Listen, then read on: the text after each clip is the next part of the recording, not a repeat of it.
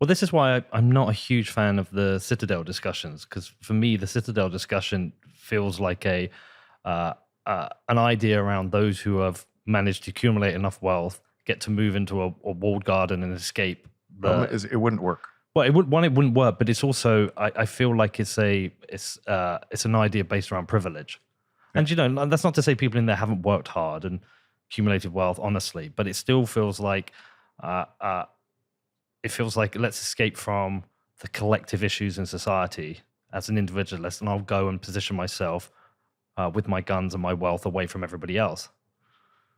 Yeah, I mean, aside from functionally, it won't work because, we talked about this in our discussion about singularity tech and the asymmetric abilities of new technologies.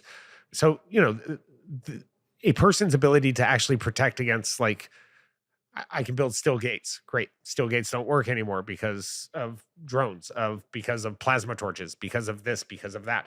So I put up some new energy grid with my fission nuclear reactor that I invested in. Great.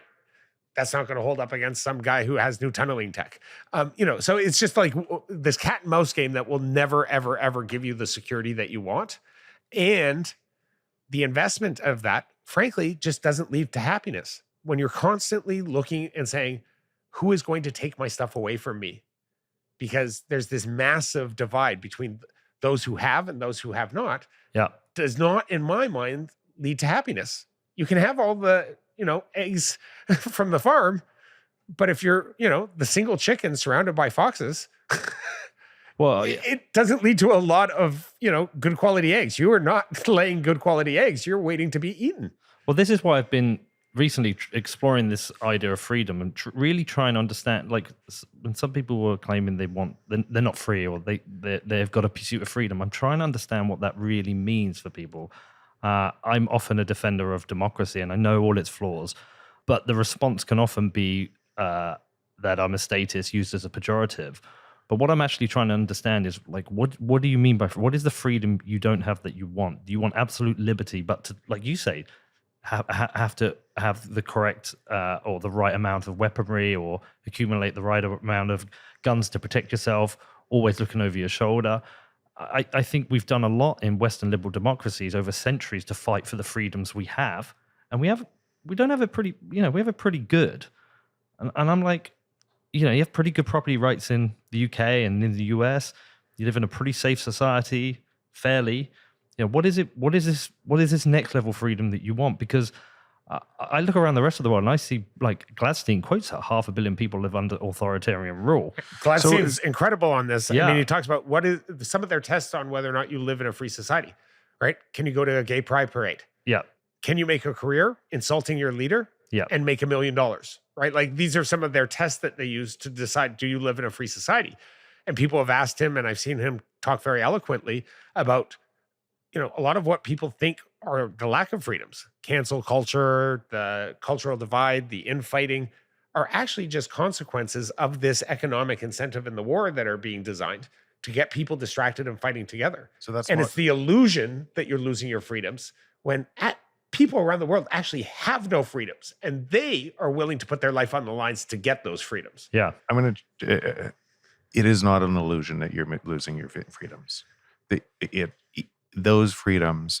So if we vote for an economic system, and most of that economic system is hidden from us through inflation, and we have no vote in that, then can we say we live in a democracy where our vote counts?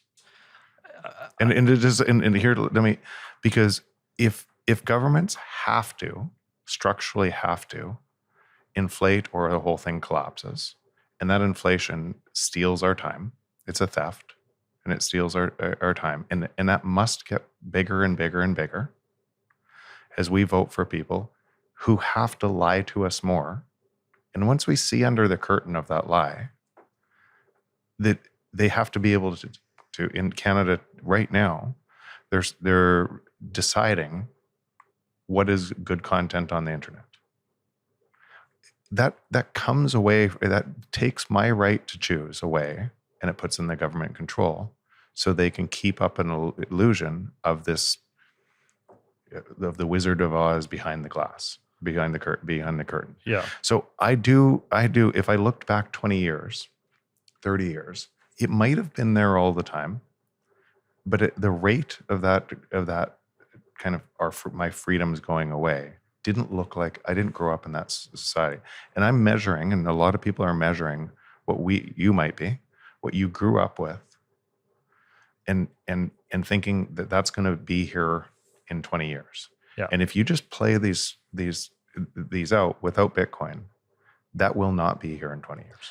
Look, I'm with you. I agree. There is a decline in freedoms at the moment. If freedom is a spectrum, we're on a decline at the moment. In whether it's the US, whether it's Canada, whether it's the UK, there is a decline. And I like the idea of defending our freedoms and defending democracy. And I think we understand the issues with the current monetary system, the monetary misinformation that we talked about in our last interview. I think we're in a very small minority that understand that. So when people are voting, I don't think they realize they're voting in a system that is designed to break them. So carry that forward. So, and that's actually where I'm sympathetic to a bunch of the Bitcoiners that are hardliners here, even though I don't agree with the Citadels as an answer, but I'm totally sympathetic to where they're going, and because they see where this takes us, and it does take us there. And then they see, okay, wait, those people don't understand what we're talking about. And then this podcast that touches those people and makes them important gets banned by YouTube. And if government can tell us what is right and what is wrong, then our freedoms are completely gone. And it has to happen. Not it might happen. Out of the existing system, it's a structural system that has to get worse. And the only way that structural system saves itself is by taking away the individual rights and freedoms. But we do have an opportunity to fight against this. It's like if we're in China and the CBDC is being implemented, nobody can do anything about it. Forever. But sorry, just to finish. Whereas CBDC, it was announced in the UK, they wanted to call it Bitcoin. There are people publicly talking against it. And yes, it could be banned as speech, but it isn't.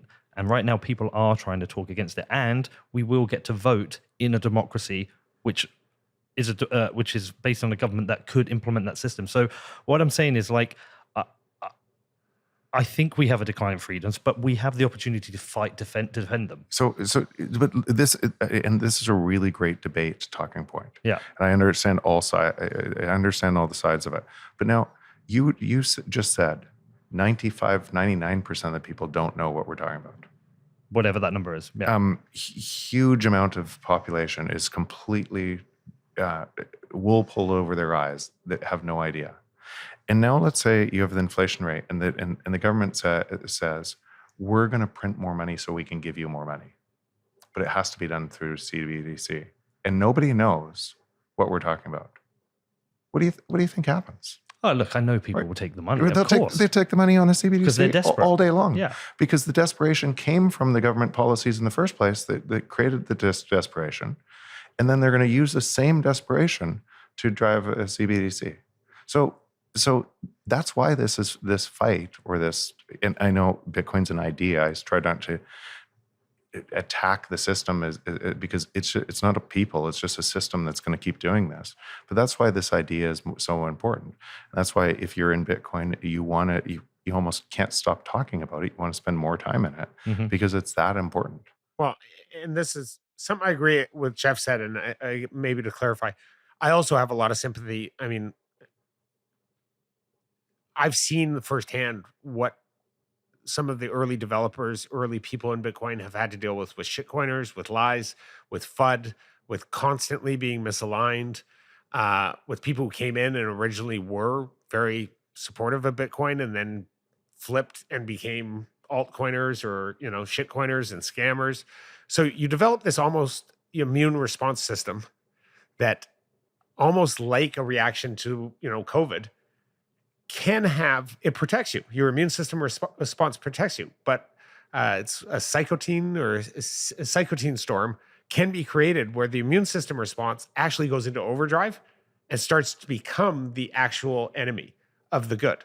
And so to a certain degree, these reactions, the meme culture, the calling out shitcoins, the attacking anyone who attacks Bitcoin, being very, very skeptical of like mainstream media, environmentalism and climate issues being used to attack Bitcoin and all the fun that goes with that.